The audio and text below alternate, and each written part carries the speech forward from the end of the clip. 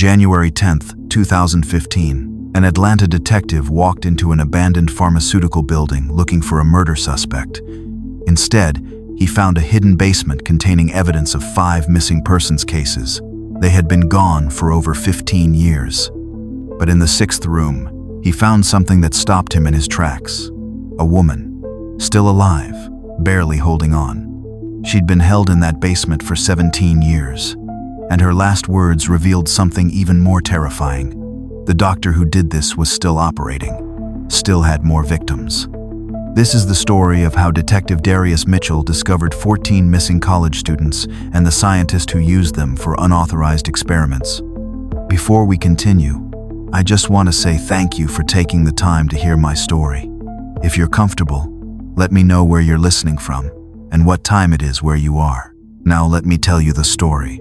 January 10th, 2015. Detective Darius Mitchell sat at his desk in the Atlanta Police Department Homicide Division, nursing cold coffee and reviewing case files he'd already memorized.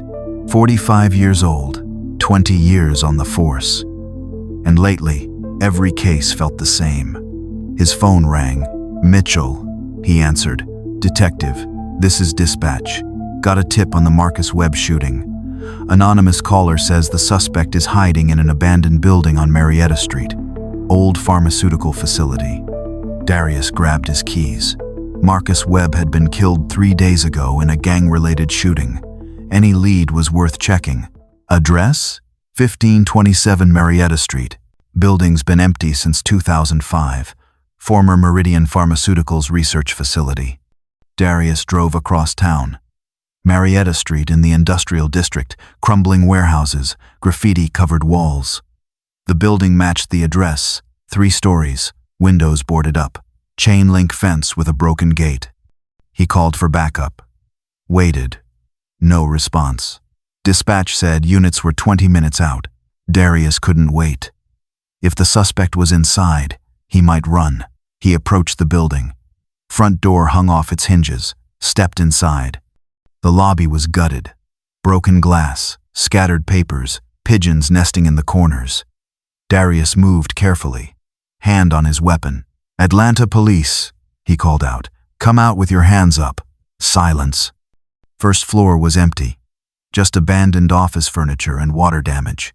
Second floor accessed by concrete stairs. More empty rooms. Old laboratory equipment rusting in place. Beakers, microscopes, examination tables.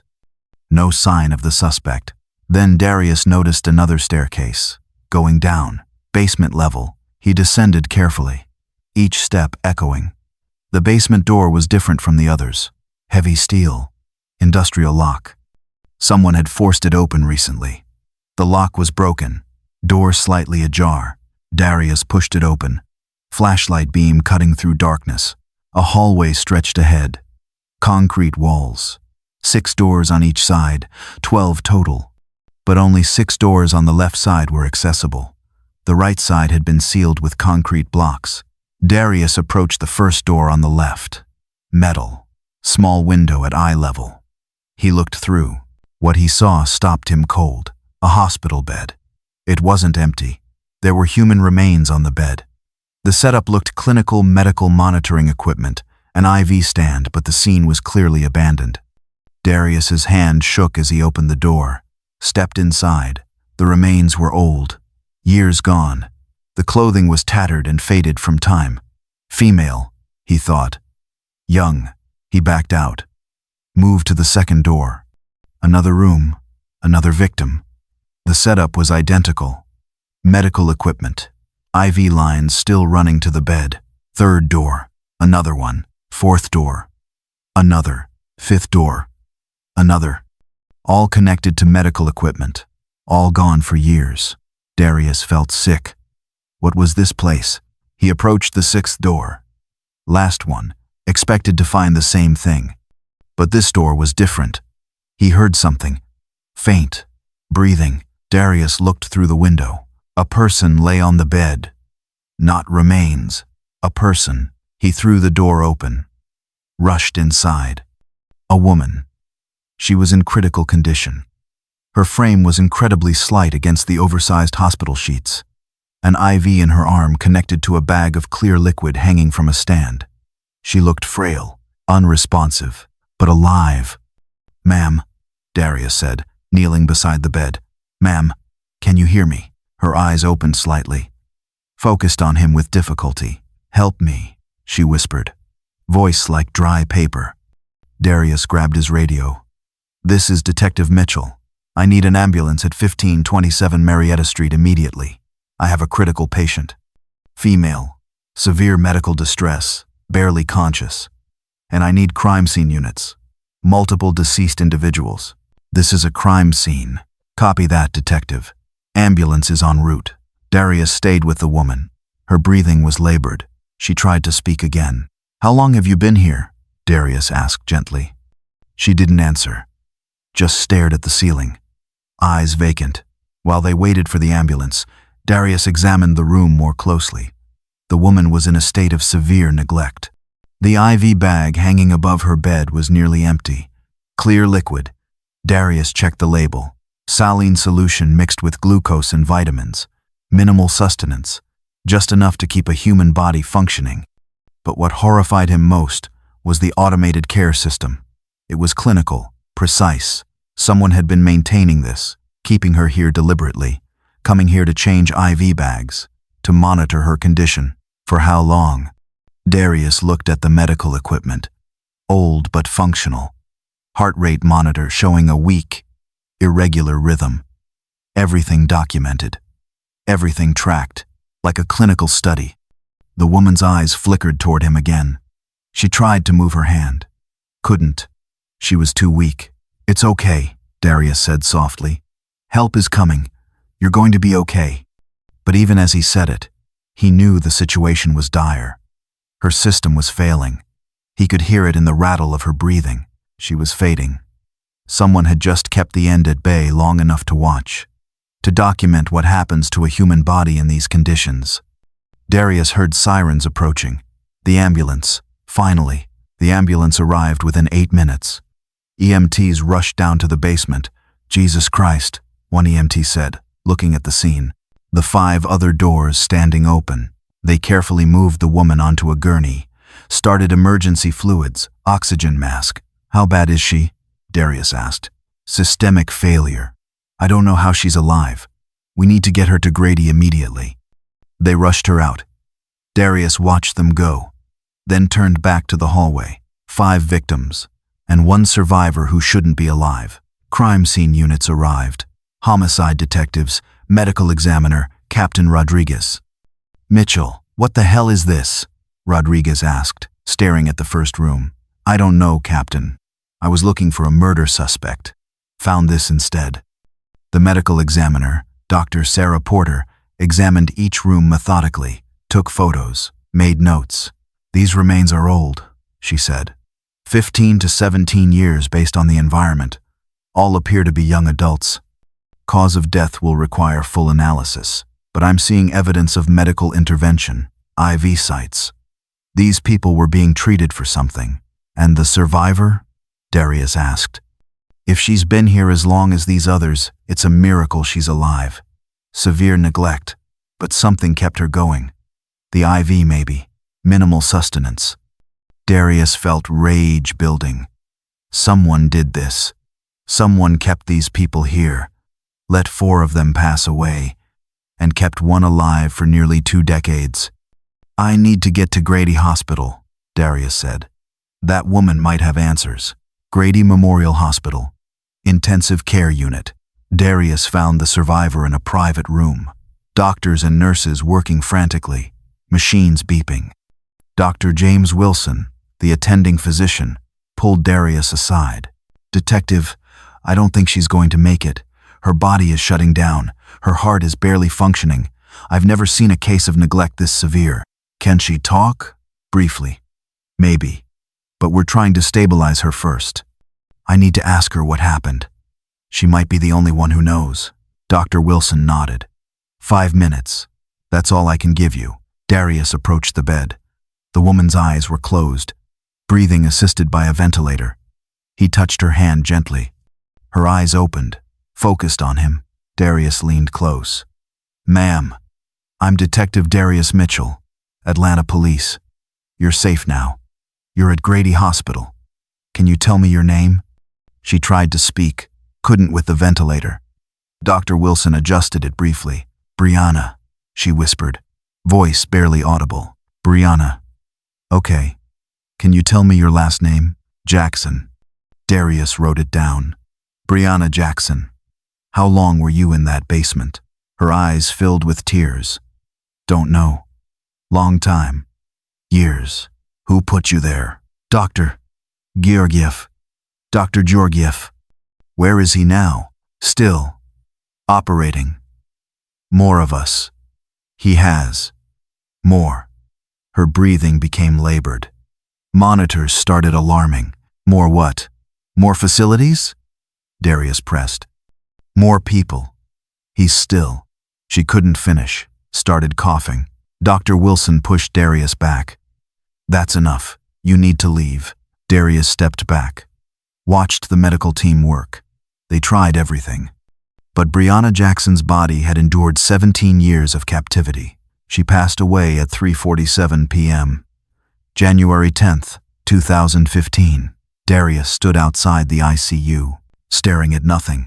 Brianna Jackson survived 17 years in that basement. 4 other people died around her. She lived. Somehow.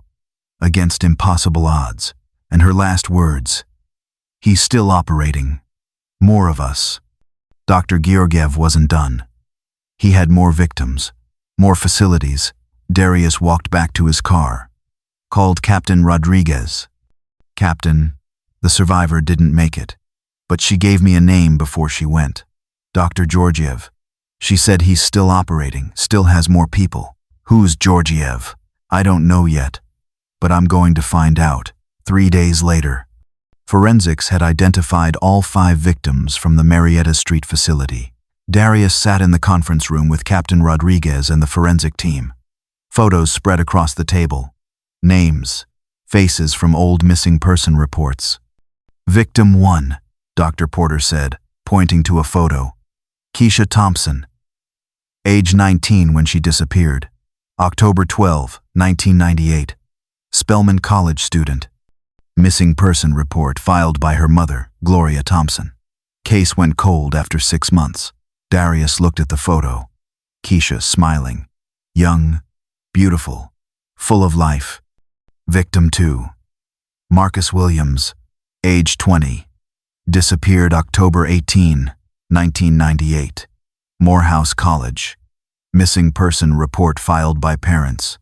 Case went cold. Dr. Porter continued through all 5 victims. Victim 3. Destiny Porter. Age 22. October 25, 1998. Clark Atlanta University. Victim 4. Jamal Carter. Age 19. November 2nd, 1998. Morehouse College. Victim 5. The survivor. Brianna Jackson. Age 21 when she disappeared. November 8th, 1998. Clark Atlanta University. Darius stared at the timeline. All disappeared within 4 weeks. Fall of 1998. All from Atlanta HBCUs. All black students. Captain Rodriguez added. All between ages 19 and 22. What connects them? Darius asked. We're checking that now, Dr. Porter said. But there's something else. Cause of death for the 4 who died. Victim 1, Keisha Thompson. Cardiac failure consistent with severe adverse drug reaction. Victim 2, Marcus Williams. Severe internal hemorrhaging. Victim 3, Destiny Porter. Systemic organ failure. Victim 4, Jamal Carter. Severe seizure leading to respiratory failure. They were being given drugs, Darius said. Experimental compounds. Yes, and their bodies couldn't handle it. Darius thought about Brianna's last words. Dr. Georgiev, I need to talk to the families, he said. Gloria Thompson lived in the West End neighborhood. Small house, well-maintained, garden in front. Darius knocked on the door. A woman answered. Late 50s. Gray in her hair.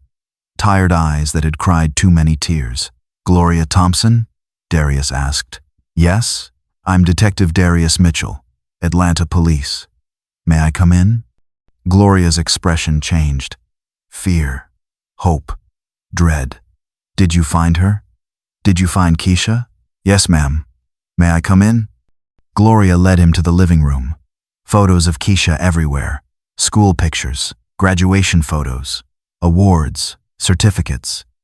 The room was a shrine. Please sit down, Mrs. Thompson, Darius said gently. Gloria sat, hands clasped tightly in her lap. Is she alive? Darius shook his head. I'm sorry. No. We found Keisha's remains 3 days ago, in an abandoned building. She's been gone for approximately 16 years. Gloria made a sound.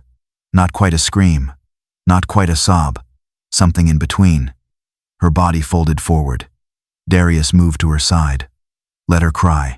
When she could speak again, Gloria whispered, How? We're still investigating. But Mrs. Thompson, I need to ask you some questions about when Keisha disappeared. Can you tell me what happened? Gloria wiped her eyes, nodded. Fall of 1998. Keisha was a sophomore at Spelman, biology major. She wanted to be a doctor, but her financial aid fell through that semester. She needed $5,000 or she'd have to drop out. What did she do? A company came to campus, Meridian Pharmaceuticals. They were recruiting volunteers for a clinical trial, depression medication study. They offered $5,000 for 6 weeks of participation. Darius's pulse quickened. Meridian Pharmaceuticals. Yes, Keisha signed up. She went to their facility for the initial appointment. That was October 10th, 1998. She was supposed to come home that evening. She never did. Did you file a missing person report? Immediately. The police investigated. For about 2 weeks. Then they said Keisha probably just dropped out of school. Ran away. They said college students do that sometimes. They stopped looking. But you didn't stop. Never. Gloria's voice was fierce. I put up posters. I hired a private investigator I couldn't afford. I called the police every week, every month, for 17 years. They told me to let it go, to accept that Keisha made her choice to leave. Gloria looked at Darius with eyes full of rage and grief. But I knew. A mother knows. Keisha wouldn't just leave. Something happened to her. And I was right.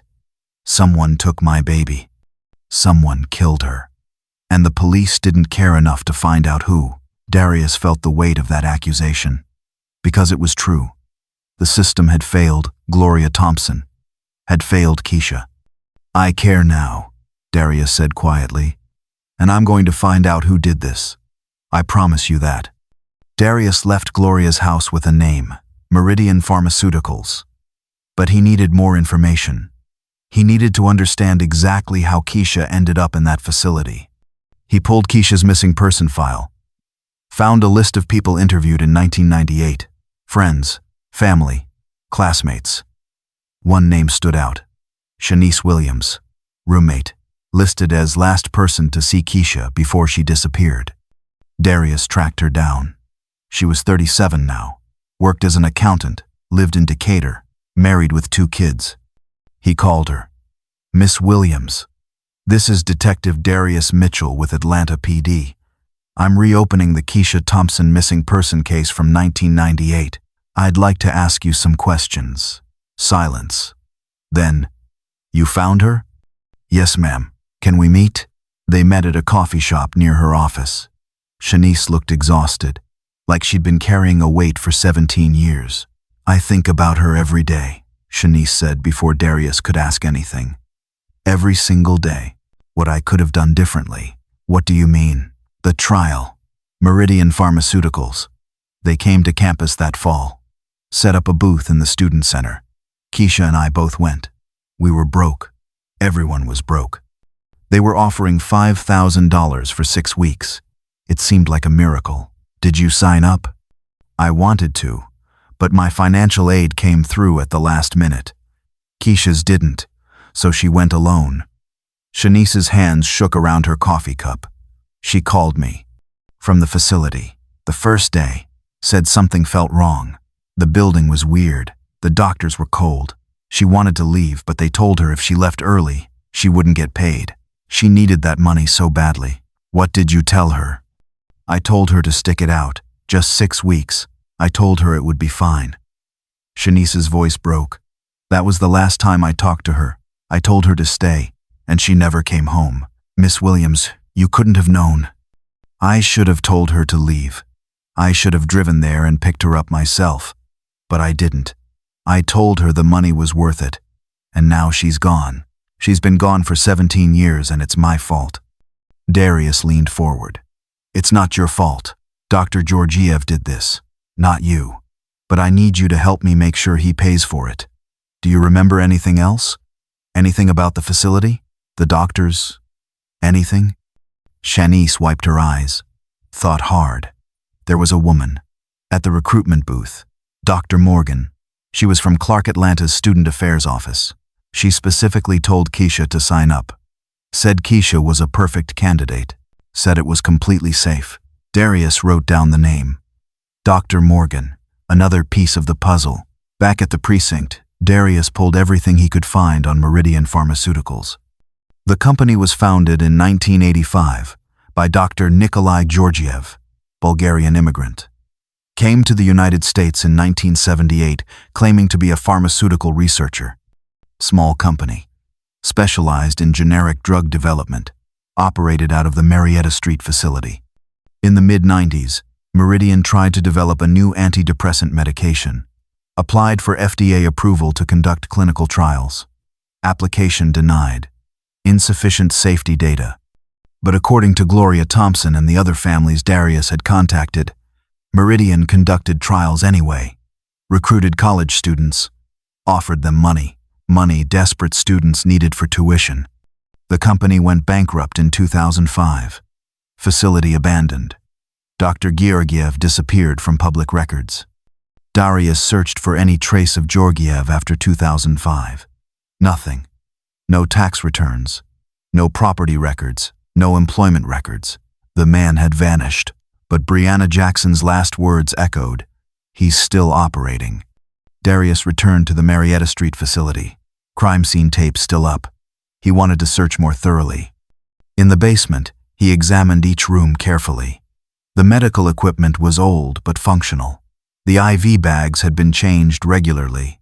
Someone had been coming here, maintaining the equipment, keeping Brianna alive, until Darius found her. He searched the facility's old office spaces. Found filing cabinets, most empty. But in the back of one drawer, buried under old invoices, research notes, handwritten, detailed logs. Subject, 01. Female, age 19. Administered compound KB747 at 0600 hours. Initial response positive. Subject reports mild drowsiness. The entries continued, day by day. Subject 01 was Keisha Thompson. Darius recognized the dates. October 10th, initial dose. October 15th, increased dosage. Subject experiencing nausea. October 20th, further increase. Subject experiencing severe headaches. Elevated heart rate. October 24th, subject experiencing seizures. Cardiac arrhythmia. Critical condition. October 25th, subject 01 deceased. Time of death, 03:40 hours. Cause, cardiac failure secondary to adverse drug reaction. The clinical detachment made Darius sick. Keisha wasn't a person to Georgiev. She was subject 01. The notes continued with the other victims. All given the same compound. All experiencing severe adverse reactions. All dying within weeks. Except Brianna Jackson. Subject 05. Her entries were different. Subject 05 showing unusual resilience. Despite severe reactions, subject maintains vital functions. Reducing compound dosage to sustain life. Subject may provide long-term data on chronic exposure effects. Georgiev had kept Brianna alive deliberately. Not to save her. To study her. To see how long a human body could survive under those conditions. 17 years. That's how long. But what chilled Darius to his core was the next section of notes. Primary facility phase complete. 4 subjects deceased. 1 subject maintained for long-term observation. Beginning secondary facility operations. New cohort recruitment, initiated year 2000. Secondary facility. Brianna was right. Georgiev had another location. More victims. The notes mentioned dates. Years. 2001, 2004, 2007, 2010, 2014. The most recent entry was dated November 2014, 2 months ago. Georgiev was still operating, still recruiting, still killing. That night, Darius's phone rang at home. "Unknown number," he answered. "Detective Mitchell." The voice was distorted, electronic, impossible to identify. "Who is this?" "Someone who wants you to stop investigating." "Investigating what?" "You found 5 bodies. Be satisfied with that. Stop looking for more. Stop looking for Georgiev." "Why would I do that?" "Because if you don't, there will be consequences. For you, for your family." The line went dead. Darius stared at his phone. Someone was watching him. Someone knew what he'd found. Someone protecting Georgiev. The next day, Darius came home from work to find his front door unlocked. He drew his weapon, entered carefully. Living room first. Clear. Kitchen. Clear. He moved room by room. Weapon raised. Heart pounding. Bedroom. Clear. Bathroom.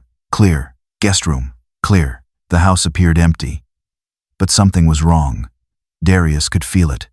He holstered his weapon, looked around more carefully, his desk in the home office. The drawers weren't quite closed the way he'd left them. Darius always left the top drawer slightly open, a habit from years of reaching for pens and notepads. Now it was flush. Someone had opened it, searched it, closed it. His case files were still stacked on the desk, but they'd been moved, repositioned, photographed, probably. Someone had gone through everything. Darius checked his computer. Still there, still on. But when he touched the mouse, the screen showed activity from an hour ago. Someone had accessed his files, copied them. He searched the office more thoroughly, found it behind his desk, a small device, barely visible, about the size of a quarter, stuck to the underside of his desk with adhesive. Listening device. Darius's blood ran cold. They'd been monitoring him, listening to his phone calls, his conversations, everything. How long had it been there? Days? Weeks? He searched the rest of the house, found 2 more devices, one in his bedroom, one in the living room. They'd been listening to everything. Darius left the devices in place, didn't want to alert whoever planted them that he'd found them, but he grabbed his car keys, drove to his sister Tamara's apartment, checked her place, found another listening device in her living room. They weren't just watching him, they were watching his entire family, threatening them, monitoring them, waiting for Darius to make a mistake. He drove back to his house, found the photos on his kitchen table. The note. Photos of his house, taken from across the street, recent, within the last few days. Photos of his sister Tamara, at her workplace, coming out of her apartment building. Photos of his nephew Marcus, 10 years old, playing in his school playground. And a note, typed, no signature. "Stop, or they pay." Darius felt cold rage. They were threatening his family, using them to scare him off the case. It wouldn't work. He called Tamara. "Hey, it's Darius. I need you and Marcus to stay with me for a few days." "What? Why?" "I'm working a case. Someone made threats.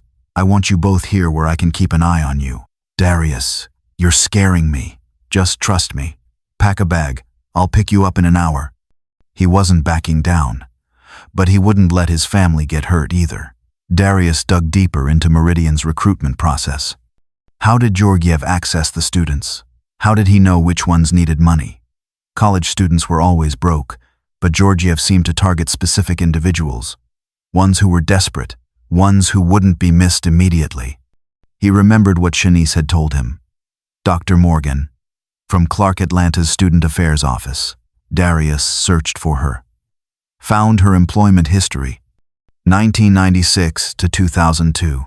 Student Affairs Administrator, Clark Atlanta University. 2003 to 2009.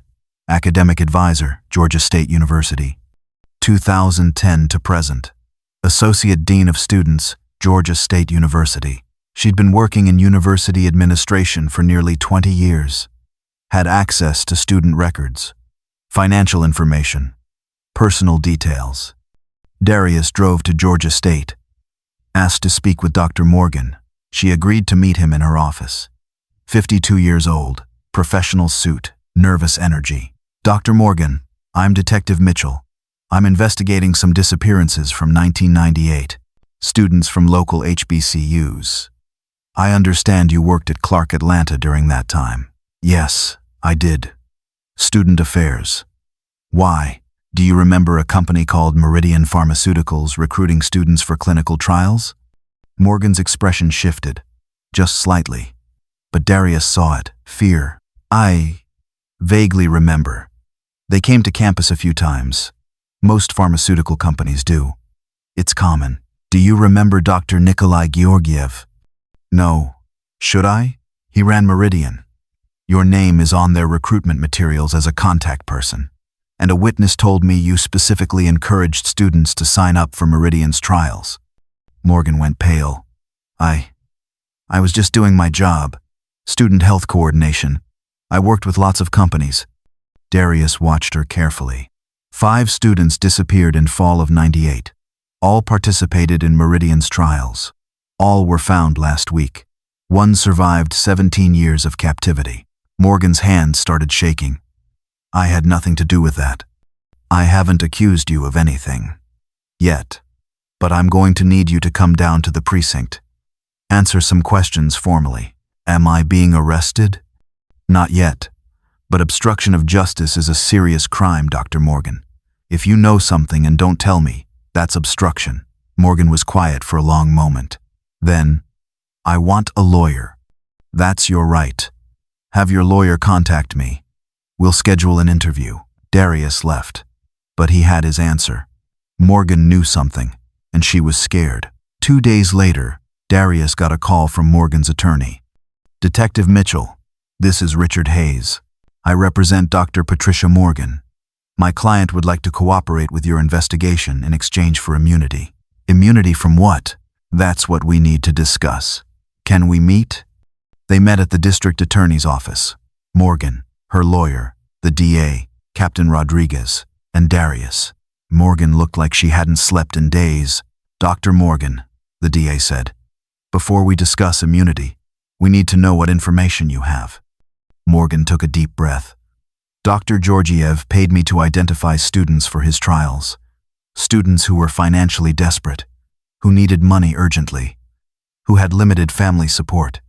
Students who, if they disappeared, wouldn't generate significant public attention. The room went silent. You helped him select victims, Darius said. I didn't know they would be harmed. He said it was just a clinical trial, that the students would be compensated and monitored. I thought I was helping them. How much did he pay you? $20,000 per year. From 1996 to 2014. Darius did the math. 18 years, $360,000. And how many students did you help him recruit? Morgan's voice dropped to a whisper. 14. Total. Over 18 years.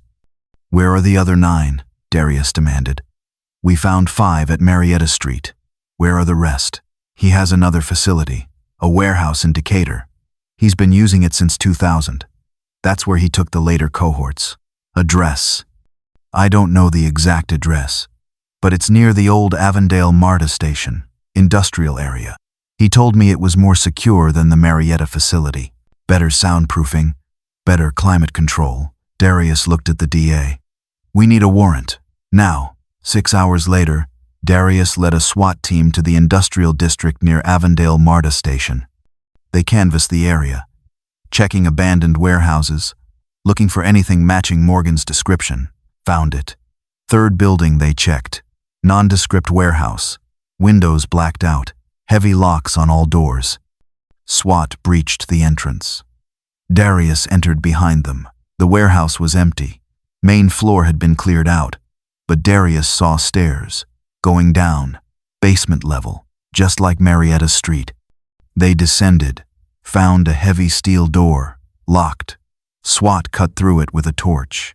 Behind the door, another hallway. 10 rooms this time, 5 on each side. Darius felt dread settle in his stomach. "Clear each room," he ordered. SWAT moved systematically, opening doors one by one. First door. The remains inside were positioned differently than the ones at Marietta Street. The evidence suggested the person had been trying to leave until the very end. Second door. The scene was chaotic. The person hadn't gone quietly. Third door. There were signs of damage to the bed frame. Someone had fought hard, for a long time. Fourth door. The hands were still clenched tight, frozen in that position for years, fighting until the very last moment. Each room told a story of desperation, of students who realized too late what was happening to them, who fought, who tried to escape. 5th, 6th, 7th, 8th, 9th. All the same, all tragedy, all evidence of confinement that lasted days, weeks, months before the end finally came. Darius felt sick. The Marietta Street facility had been clinical, cold, but this place was worse. This place showed the panic, the terror, the struggle. 9 rooms, 9 beds, 9 victims, all connected to medical equipment, all long gone. The 10th room was empty. Bed was there, equipment was there, but no body. "Someone was here," Darius said. "Recently. Look at this." The bed had fresh linens. The IV stand had a full bag of fluid. The monitoring equipment was turned on but not connected to anything. "He cleared this room," Captain Rodriguez said. "Knew we were coming." Darius felt rage building. Georgiev had escaped. Again, but they had 9 more victims. 9 more families who deserved answers. Over the next week, forensics identified all 9 victims from the Decatur warehouse. All black college students. All recruited by Meridian Pharmaceuticals between 2000 and 2014. Names, faces, lives cut short. Aaliyah Davis, age 21, disappeared 2001, Clark Atlanta University. Tyrone Mitchell, age 19, disappeared 2003, Morehouse College. Jasmine Brooks, age 20, disappeared 2006, Spelman College. Darius Robinson, age 21, disappeared 2008, Clark Atlanta University. Tamika Williams, age 19, disappeared 2009, Spelman College. Isaiah Harris, age 22, disappeared 2011, Morehouse College. Shanice Foster, age 20, disappeared 2012, Clark Atlanta University. Andre Patterson, age 21, disappeared 2014, Morris Brown College. DeAndre Washington, age 20, disappeared 2014, Morris Brown College. 14 victims total, 5 at Marietta Street, 9 at Decatur. All recruited by Dr. Patricia Morgan. All given experimental drugs by Dr. Nikolai Georgiev. All died from adverse reactions or complications from long-term confinement. Darius contacted all 14 families, told them what happened, listened to their grief, their rage, their pain. Every family said the same thing. The police didn't look hard enough, didn't care enough, assumed their children had just run away or dropped out because they were black students, because the system didn't value their lives. Darius couldn't argue. They were right. Now they had to find Georgiev. The man hadn't been seen since 2005 when Meridian went bankrupt. No tax returns, no property records, no credit cards, nothing. But he'd been operating the Decatur facility until at least 2014. Had to be living somewhere. Had to have money. Darius pulled financial records for Meridian's bankruptcy. Company assets sold for $8 million. Money went to creditors. But there were irregularities. Payments to shell companies, offshore accounts. Darius worked with Financial Crimes Unit, traced the money, found accounts in Cyprus, Albania, Bulgaria, and one property deed, hidden in layers of shell companies. A house in Marietta, wealthy suburb, purchased 2006 under the name Christian Marcu, Albanian name, Albanian passport. But the photo matched Nikolai Georgiev. He'd been living 20 miles from downtown Atlanta the entire time, under a false identity, hiding in plain sight. January 28, 2015, dawn. Darius led a tactical team to the Marietta address. Large house, gated property, expensive cars in the driveway. They breached the gate, surrounded the house. SWAT entered through multiple points. Atlanta police, search warrant. They found him in the master bedroom. Nikolai Georgiev, 68 years old, gray hair, calm expression. He didn't resist, didn't run, just stood there as they handcuffed him. Dr. Georgiev, Darius said, "You're under arrest for 14 counts of murder." "I murdered no one," Georgiev said. His accent was thick, Eastern European. "Those students were volunteers. They signed consent forms. They knew the risks. They were locked in basements, unable to leave. You killed them." "I conducted research. Medical progress requires sacrifice. Those students contributed to science." Darius wanted to hit him, wanted to make him feel a fraction of the pain he'd caused. But he didn't. He just tightened the cuffs and led Georgiev to the patrol car. 14 families have been searching for their children for years, Darius said. Some of them for 17 years. And you kept those kids locked in basements. "They were subjects," Georgiev said. "That's all humans are, subjects for experimentation. I simply had the courage to act on that truth." They drove him to the precinct, booked him, put him in interrogation. Georgiev showed no remorse, no guilt. He spoke about the students like they were data points, research subjects, not people. Subject 01 showed cardiac instability after 5 days. Subject 02 developed neural complications.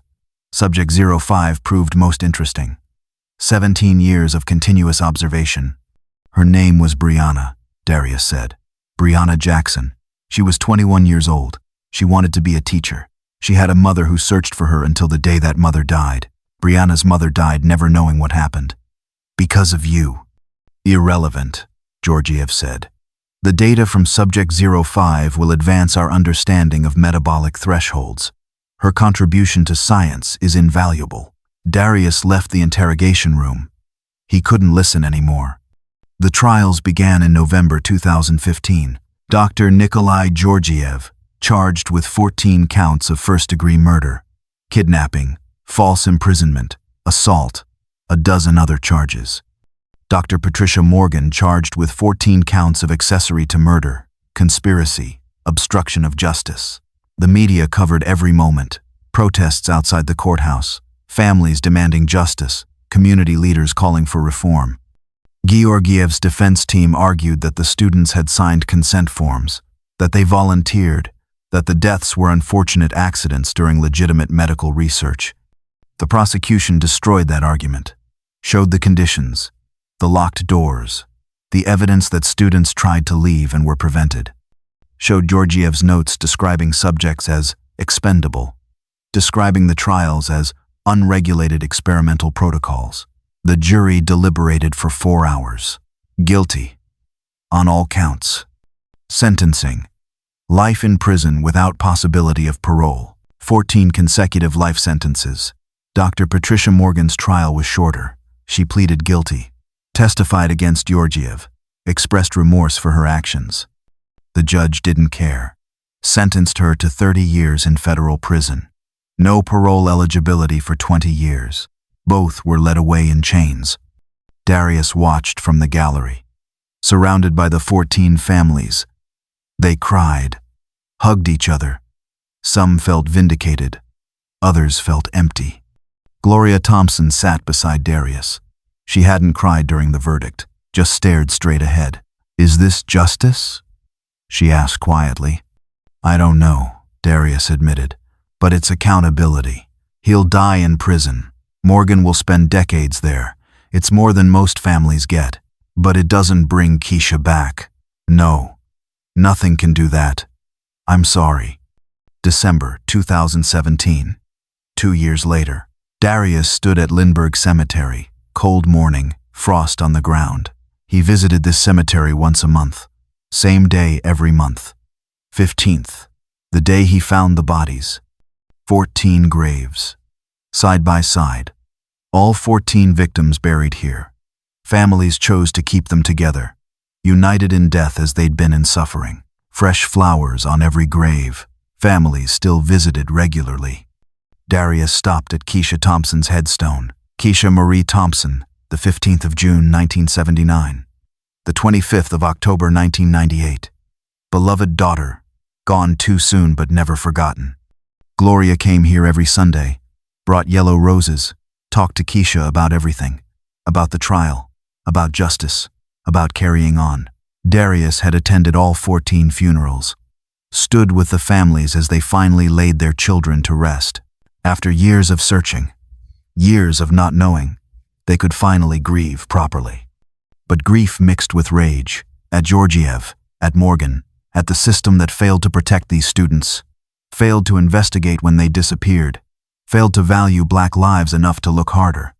The trial brought changes, new legislation, stricter oversight of clinical trials, mandatory reporting of adverse events, criminal penalties for researchers who harmed subjects. Too late for Keisha and the others, but maybe it would save future students. Darius's phone buzzed. Text from Captain Rodriguez. Georgiev died last night. Heart attack. Age 70. Darius stared at the message. Georgiev had served 2 years of his life sentence. 2 years for murdering 14 people. For destroying 14 families. Not enough. Would never be enough. But he was dead. Died in a prison cell. Alone. No family. No friends. No one mourning him. Patricia Morgan still sat in federal prison. 18 years remaining on her sentence. She'd written letters to the families, apologizing, begging forgiveness. None of them responded. Darius looked at the 14 graves. 14 young people who just needed money for school, who trusted a doctor, who believed they were helping medical research, and paid with their lives. I'm sorry, Darius said quietly to the stones. Sorry the system failed you. Sorry it took so long to find you. Sorry the justice was incomplete. The wind blew cold across the cemetery. Darius turned up his collar, started walking back to his car. His phone rang. Captain Rodriguez. Mitchell. We got a call. Abandoned building in East Point. Anonymous tip says there might be human remains. Can you check it out? Darius closed his eyes. Another case. Another body. Another family searching. On my way, he said. He took one last look at the 14 graves, then drove away. The work continued. It always did, because there were always more victims, always more families searching, always more cases that fell through the cracks.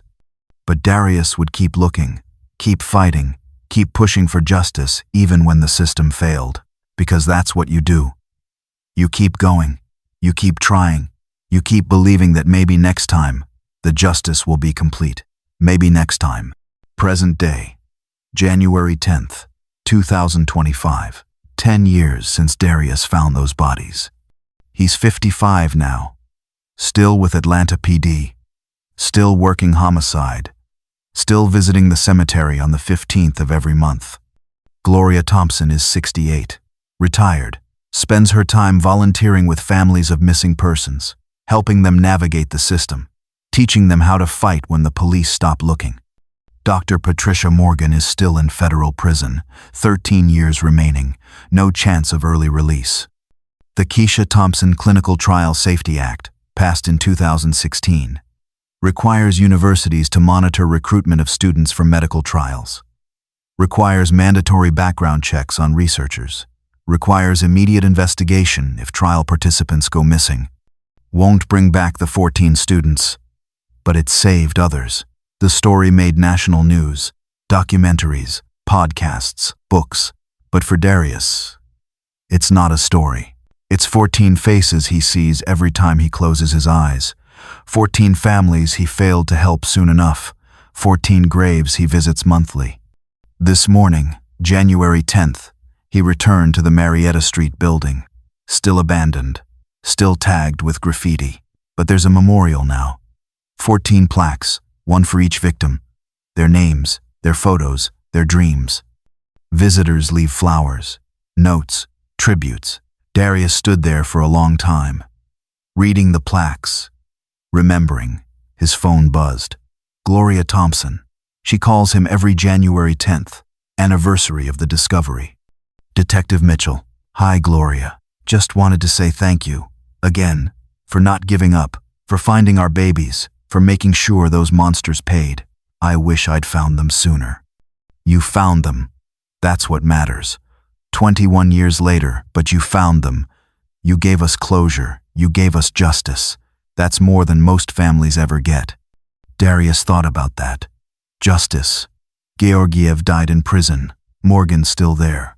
Both punished. But 14 young people were still dead. 14 families still grieving. 14 futures stolen. Was that justice? Or just the best they could do in a broken system? Take care of yourself, Gloria, Darius said. You too, Detective. See you at the cemetery on the 15th. I'll be there. Darius hung up, looked at the memorial one more time, then got in his car and drove to the precinct. He had work to do, cases to solve, families waiting for answers. The fight continued. It always would. The end.